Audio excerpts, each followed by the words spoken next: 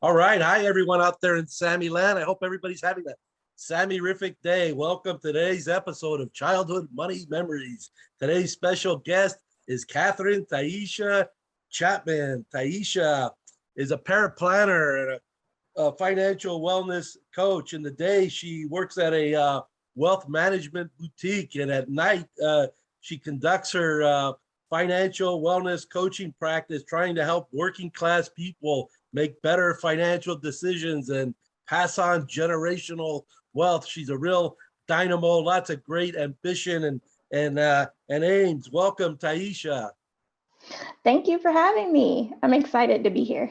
Oh, wow. It's a wonderful pleasure. It's always great to see new, young, energetic people who are on point and on purpose with the mission and aim, just like you. Thank All you. right, Tyeshia, here's our first question. The question we ask everybody is, do you have a childhood money memory that you'd share with Sammy Rabbit and his audience? Yes. So when I first got started saving money, as a kid, I was a big cartoon and anime fan. So my parents got me this little Pikachu piggy bank. And I used to just and I would put the money in it just to hear it go pika pika. So that was kind of like my inspiration for saving. I know that's very childish, but to this day, I still think about my first savings bank was a little Pikachu. Wow, that's really cool. No, I think that's really excellent. I mean, one of the things I like to share with people is that they should celebrate saving and trying to form these positive associations and attitudes toward great or good money habits. So that's really interesting to see what joy that Pikachu piggy bank brought to you. Any other memories or thoughts regarding it? No, the funny thing is that I'm looking to get another one. Oh, is that right? Okay, well, Yes. that's actually one of our follow-up questions. If you still save change, now that you're older. Well, actually, I do, but not physically because I use my debit card almost everywhere. So I Okay. use Acorns, the investment app where it rounds up your change and then invests it Yeah. for you. So that's kind of like my virtual piggy bank now. Oh, nice. Well, let me ask you, are you essentially like a cashless person now? To a degree, but mainly because, if you're young and live by yourself and you're going out places by yourself, if someone was, God forbid, to steal your wallet and stuff, you know, they're not getting cash, they're getting cards and stuff I can deactivate easily. Okay, so you see it as the cashless society, you see that as a real safety feature. Yes, Yeah, personally for nice. me. Well, now that we're on this whole cashless idea, do you have any thoughts related to, if you're teaching kids or young people about money, do you think it's more difficult without the physical coins and paper, all digital? Any thoughts on that at all? Yes, it comes down to preference. For example, there are some people, they have banking accounts, but they don't have debit cards to it. And, that's kind of like a deterrent for them to make sure that they don't overspend. But then on the other hand, you have people like me that use their debit cards for everything. We don't really carry cash. So then you can, depending on your personal preference, that's where we can start with the budgeting. Because I can't use cash envelopes because I don't really carry cash. But for the person who does, cash envelopes may be the best thing for them. Yeah, that's interesting. A lot of people do like that whole envelope system. Let's go back to Pikachu for a minute. About how old were you when you had that bank as a kid? Man, I was probably like 6 or 7, and I had that thing forever until I think the ear broke off or something. Yeah, I'm You looking for really one to it, but I'm pretty sure this was back in 90s, early 2000s, so it would be hard to find one just like that. Yeah, you really got attached to it. Now, did your parents talk to you about saving? Were you a saver or a spender as a kid? What do you remember? Were there any lessons, or what do you just remember about yourself? Man, I was definitely a saver personality. Like to this day, my parents still they say that I'm nitty because I won't spend money. But I will spend money if it's something I want. But they, they, as a kid, I was always like I wouldn't say a hoarder of money, but I would only buy things like I absolutely wanted. So like I already had like the financial habits because it's like, you know, like the money, you may not get more money soon. So, Yeah, that's you would get like coins and stuff from your parents and stuff. So I would just save it up, until like there was something like I wanted. Like I remember being a teenager, all the time I used to trade in games and buy new games. Um, just little things like that. I'd also did like side jobs for money that my parents helped me with. I'm kind of showing my age a little bit because no one burns CDs anymore. mm. But I used to burn CDs for people for like money also. So you're very entrepreneurial, A little bit. huh? That's great. Now, do you have any brothers and sisters? No, it's just me. Oh, okay. All right. So your parents, I guess, helped create I'll call it a family culture around making good money choices, or is this just your nature? No, they definitely instilled it in me because even if they personally didn't know everything about finances, they taught me things that they wish they had have known at my age rather than waiting until they're 30, 40 plus before they actually figured out what Oh, they should have done earlier.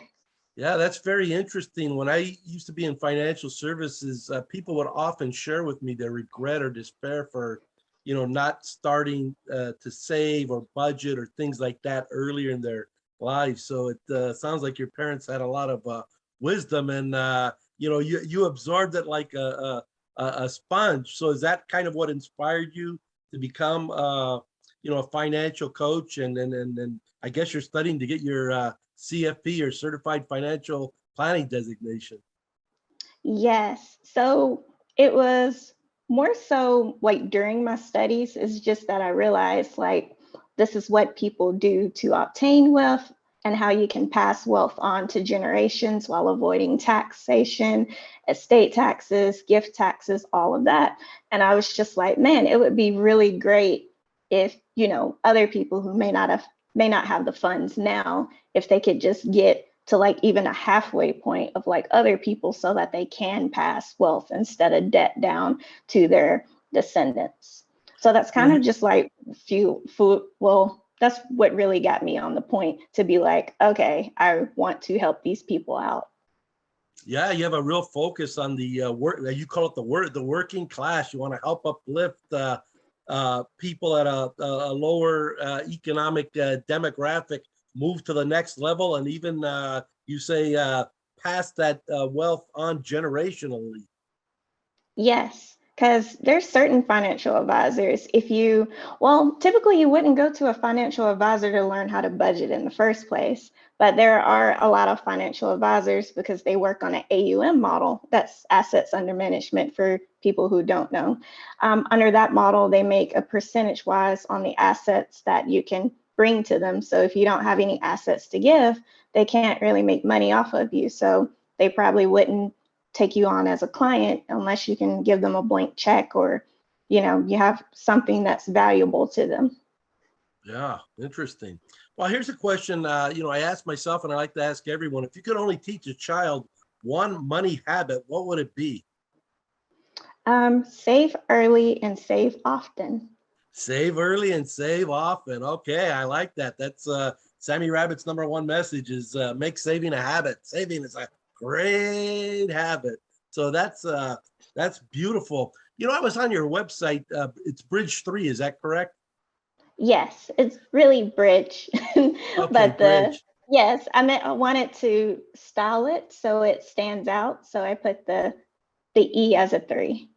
Okay, nice. Yeah, well, it does stand out.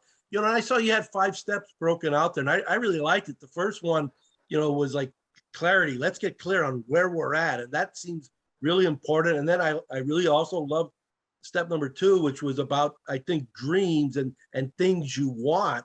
And I think that's really important because I think the more you can get clear about what you want, what you really want, the better chance you have of getting it. So figure out where you're at, what you want, and then get a plan on how to get there. So very impressive website. Love the strategy. You want to just share a little bit more about your Bridg3 enterprise? Yes. So I did for Bridge, it's the stepping stone, again, for working class families. So I give like tons of resources, helping people get started on a budget, debt management plan, just whatever they need to like sort through, as you mentioned, the clarity, just getting clear where you at and then get clear where you want to go, because finances are not cookie cutter. So I can't sit here and tell you, yeah, this is a 5-step plan, follow this book, and you will be right on your way, because everyone's situation is different. So that's why I spend a lot of time in the clarity and the dreaming process with clients, because we really need to get set with a foundation, because like foundation is the most important part. Like anything, just like building a house, like you crack a foundation, that's it for the house. Indeed. Indeed. Well, there's a lot of talk in the financial literacy community with respect to whether or not personal finance should be taught in high schools. Were you taught, did you have any personal finance classes when you were in high school? And what are your thoughts? Should personal finance be a part of the curriculum in high school? I did not. We probably had one class about how to write a check, and that no one uses checks nowadays. There's probably a generation of kids who don't even know what a checkbook looks like.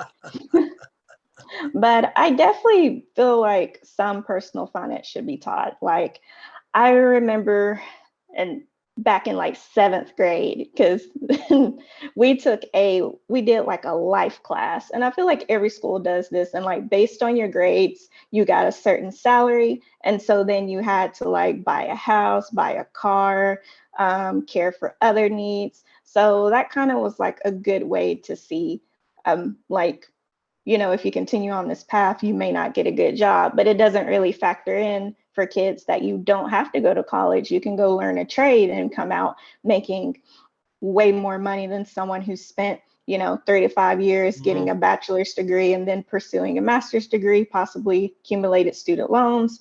You can go to a trade school, learn a trade in 18 months, and you're making making good money, like if you're an electrician. So yeah, I believe personal finance should be taught, but I don't think, because it's just not cookie cutter, it's hard to just customize it for every kid in that class. But definitely like importance of budgeting, saving, and then I would also add in alternatives to college. And I think that would be a good foundation for majority of kids across the nation. Yeah, that sounds right on to me, right on point. Beautiful. Well, you have any final thoughts for our audience? And also please share how people can get a hold of you, your website, and maybe an email, or however you like to be contacted. Yeah, you can reach me it's Katherine with a K at Bridg. Remember the E in Bridge is a 3, financialboutique.com. Feel free to check me out on Facebook if you look at Bridg Financial Boutique. And like I get a lot of DMs from people that just ask me like random financial questions. Like feel free to shoot me a DM, because more than likely I can point you in the right direction of there's just like something you need to know. Like for example, I had a lady ask me about, do I know tax planner that would be good for travel nurses? And I was able to point her in the direction of a tax planner, because those rules are a little bit more complex than just regular people filing taxes, because you're crossing over states. So yeah.